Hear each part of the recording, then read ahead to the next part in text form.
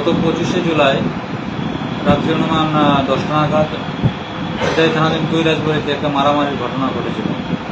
সেখানে দানিয়েল দেববর্মা এবং কাথার দেববর্মা দুজনকে খুব ব্রুটালি মারা হয়েছিল। সেই ব্যাপারে 3 জনের বিরুদ্ধে একটা কেস রেজিস্টার হয়েছিল সিধাই থানায়। তারা হলো সমরেন্দ্র দেববর্মা, সন্তোষ দেববর্মা এবং রাকেশ দেববর্মা।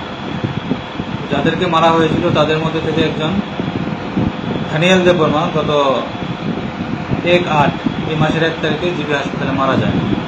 তো সেই ব্যাপারে আমরা একটা খুনের মামলা রেজিস্টার করি। তো সেই মামলায় যারা আসামি ছিল তারা পলাতক ছিল। তাদের মধ্যে 2 জনকে আজকে আমরা অ্যারেস্ট করেছি। তাদের নাম সমরেন্দ্র দেববর্মা এবং সন্তোষ দেববর্মা। তারা কি মূল অভিযুক্ত?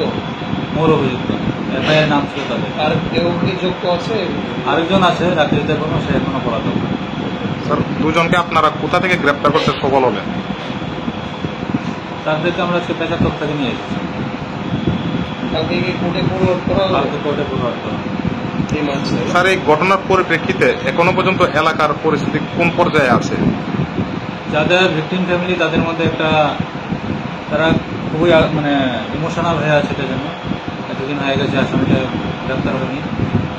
আজকে আমরা 2 জনকে অ্যারেস্ট করতে পেরেছি এবং অ্যাসিস্ট্যান্ট তাদের পরিবারকে আমরা দেবো।